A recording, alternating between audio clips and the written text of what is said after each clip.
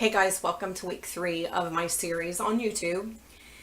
Today I'm going to talk about social media and the fact that it seems to be becoming increasingly negative and how detrimental that can be on your mental health.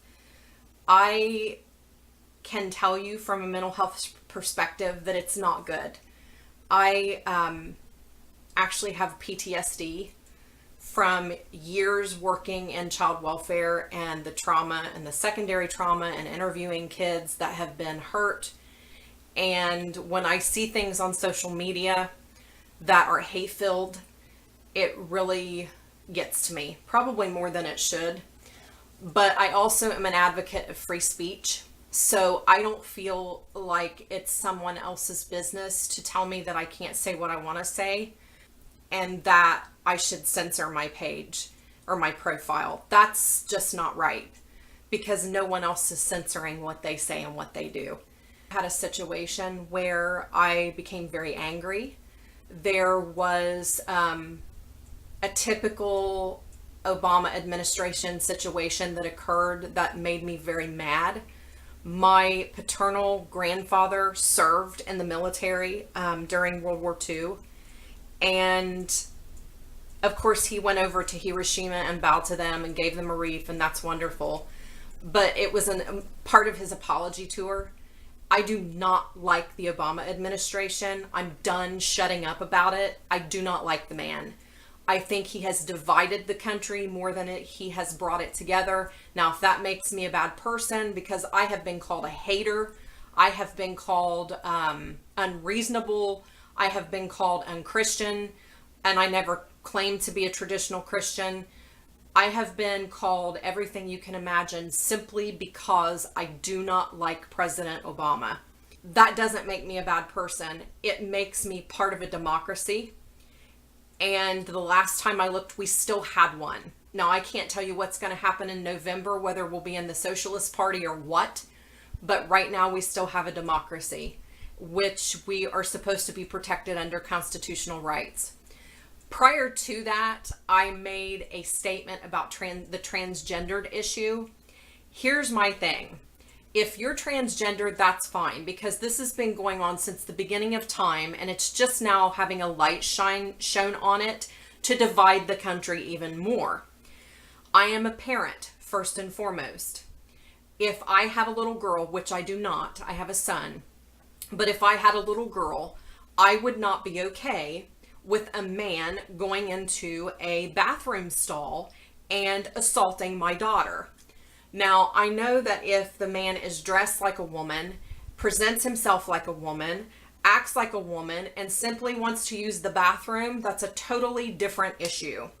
If men are using this as a gateway to assault children and assault women, which is exactly what's happening, that's where I have a problem with it. I do not have a problem with gay, lesbian, bisexual, or transgendered people. Let me make that very clear. I have a best friend who is openly gay. I would stand with him at his marriage if he decided to get married.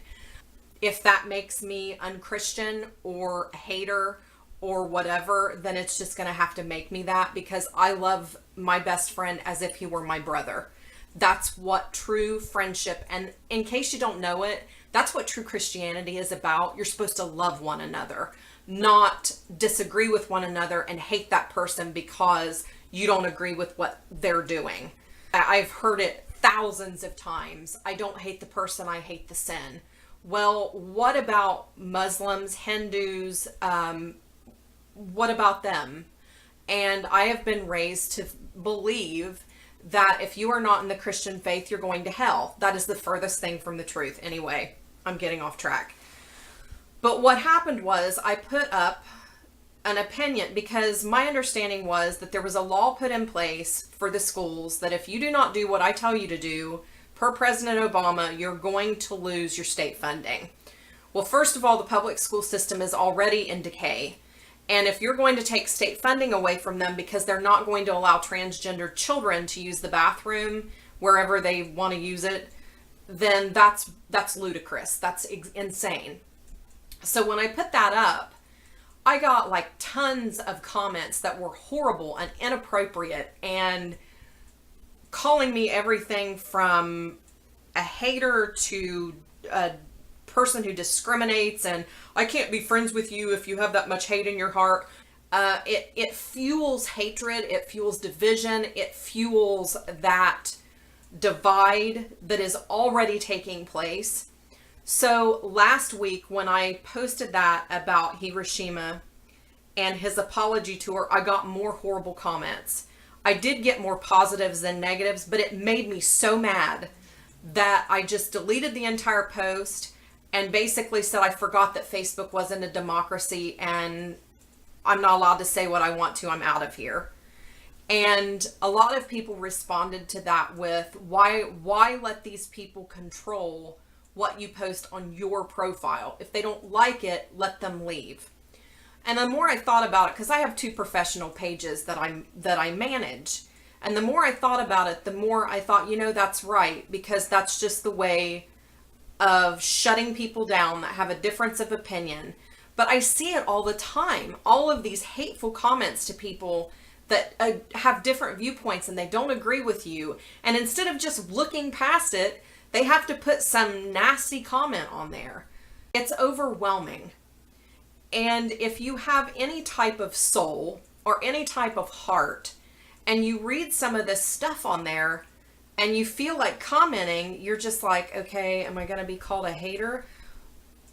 Social media has perpetuated the cancer that is politically correctness, and it's dividing more than it's bringing together. I actually had a friend of mine today tell me that he sees, like, he's a liberal and he sees all kinds of conservative posts, and I see all kinds of liberal posts. So we were talking and I said, I wonder if it's algorithms and they're taking your information from the About Me section and curtailing what you see in your feeds as the opposite of who you are to perpetuate that divide. I guess that's something to think about and something that I'll probably never really know the facts about. But what I'm telling you is I think social media is becoming Goliath. And anybody that comes against what the popular opinion is seen as, is shunned. I've had friends of mine tell me that their own family has quit speaking to them because of their political viewpoints, because of their personal viewpoints, different things like that. Here's the thing. I have family who are liberal Democrats. It doesn't matter to me. They're still my family.